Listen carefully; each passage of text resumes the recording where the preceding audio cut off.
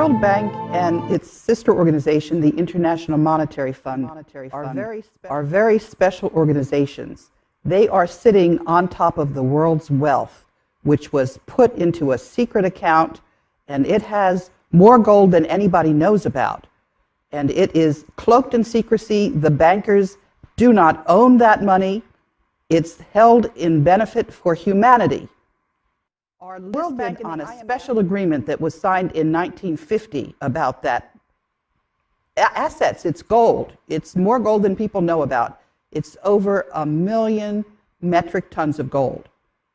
And the World Bank and the IMF have a special role to play, making sure that that money is spent to the benefit of humanity. So where's the gold? Some people believe that the gold in Fort Knox has disappeared. That's been in question for many years. Congressmen have attempted to get an audit of the gold in Fort Knox. So 1 million metric tons of gold is not something you can just hide. Where would you say that that gold is being stored? 400,000 metric tons are in the Central Bank of the Philippines. There's over 200,000 metric tons in Union Bank of Switzerland. And some of that gold is buried securely in the Philippines as well. Some of it is held in various banks, but the bulk of it is in the Philippines. So the World Bank holds the note on that gold? No.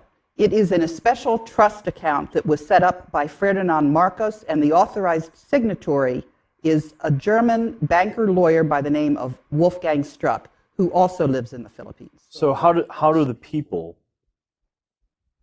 get the gold back? If it's their gold and it was taken by these bankers, how do we receive it? That is the question. And they're just sitting there illegally and refusing to relinquish it. Part of the problem is that this gold is cloaked in secrecy. But in the last month, Wolfgang Struck has been publishing all of the documentation. So it's there for people to see. We have the originals. And people just have to make sure that the banks do what they're required to do, which is release the world's wealth.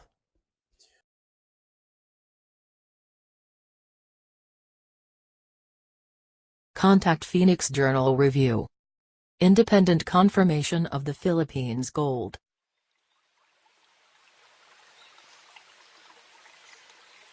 Throughout the Spanish occupation of the Maharlika, members of the Tagayan Italiano clan have been visiting Europe since some of their relatives were English and Austrian.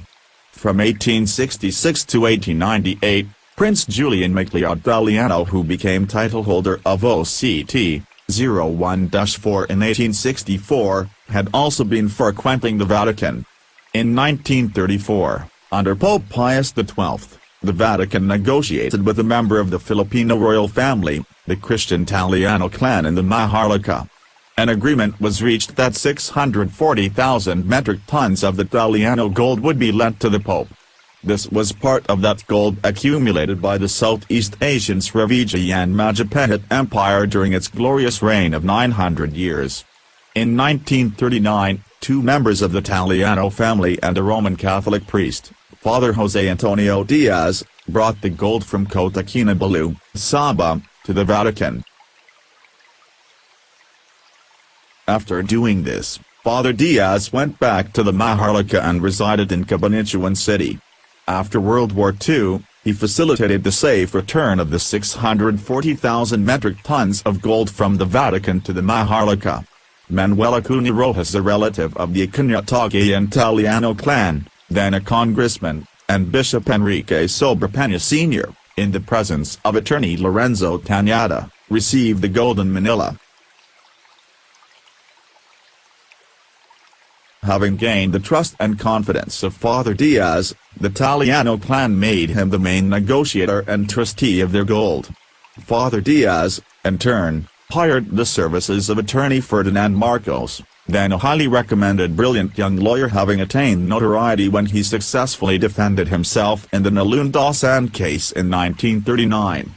The Italiano clan paid commission to Father Diaz and attorney Marcos in gold, 30% from the principal of 640,000 metric tons.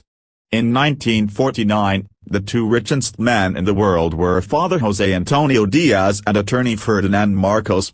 Between the two of them they legitimately earned and owned 192,000 metric tons of gold.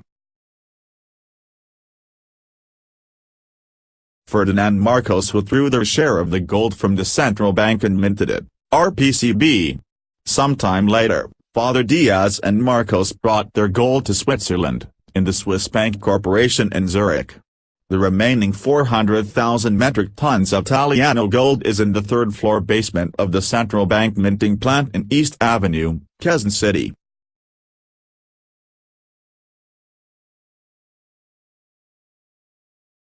Gold for gold, dollar for dollar, this country, the Maharlika, is the richest country in the world. During a talk show in a U.S. TV the week following the bombing of the New York Twin Towers, President Bush was asked this question, which is the richest country in the world today? With a smile he said, the Philippines.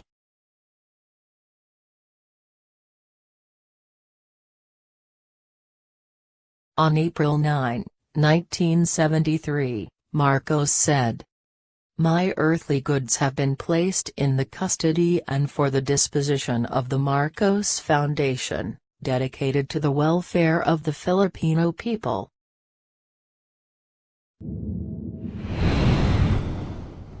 Yeah.